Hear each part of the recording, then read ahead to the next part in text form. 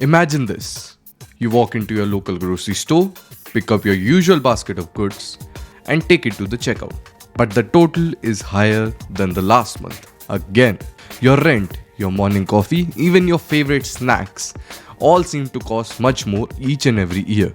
Why do your groceries, rent, your morning coffees become more costly than the last year? If you're thinking the same, you're not alone. In 2022, global inflation soared to 9%, highest seen in decades. Fast forward to 2025, inflation has slowed, but it's still at 4%, way above the pre-pandemic levels. In India, inflation hit a 5-year low at 2.82%, but in Russia, it's 9.9%, and Argentina, it's still struggling at 45% and more. So what exactly is inflation? Why should you care? Inflation is simple in theory but powerful in impact. Inflation means, in theory, that the same amount of money buys fewer goods and services over a period of time. It's like your 100 rupee note losing its value, not physically but economically. Here's a real life example. In the US, egg prices hiked at 60% after a bird flu outbreak that killed millions of hens. Instant coffee prices rose 13% as climate change hit Brazil's crop. How do economists measure inflation? Economists measure inflation using the Consumer Price Index or CPI. Imagine a basket of everyday goods that contains food, clothes, fuel for your car, and rent. If the basket cost rupees 1000 in 2020 and rupees 1250 in 2025, the CPI measures out to be 125. That means a 25% inflation. It means that the value of your money has decreased by a quarter in just 5 years. But why does inflation even happen? Economists have several theories. Monetarist theory by Milton Friedman. Inflation is always and everywhere a monetary phenomenon. If there is too much money chasing too few goods, the prices rise.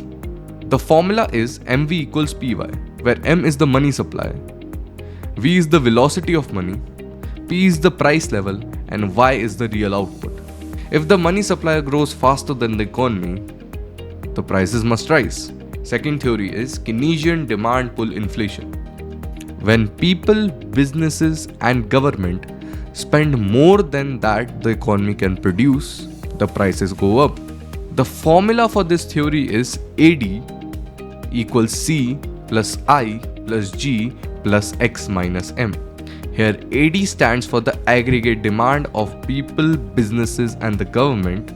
C stands for the consumption, I stands for investment, G stands for government expenditure, X stands for exports, and M stands for imports. For example, in 2025, US tariffs up Chinese imports by 145%, which increases the price of cars, electronics, and even furniture. That's demand pull function, when demand outpaces the supply. Now, the third theory is the cost push inflation. When input cost rises, the producers increases the price. For instance, rising steel prices led to costlier cars and machines. The fourth theory is the wage price spiral. As prices go up, workers demand a higher wage. Businesses raise prices to cover those wages, and the cycle continues. The wage price spiral. The fifth theory is the Phillips curve. Historically, low unemployment meant higher inflation, but this link has weakened past COVID. The sixth theory is inflation expectations. If people expect inflations, they act in ways like demanding for higher wages or raising the price of products. That reinforces it in 2025. Long-term expectations sit at 3.8% by 2028. Inflation isn't the same everywhere. In India, it's at a 5-year low at 2.82%. In US, it is at 2.4%, with the food inflation being at 2.9%. China faces the opposite problem. Prices are barely rising, just at 0.5%. Russia's inflation is at 9.9%, with a punishing interest rate of 21%. And in Argentina, inflation is over 45%, a daily struggle for Argentinian families. Across the OECD nations, the average is 4.2%. OECD stands for Organization for Economic Cooperation and Development. But in South America, the inflation rate is nearly at 25%.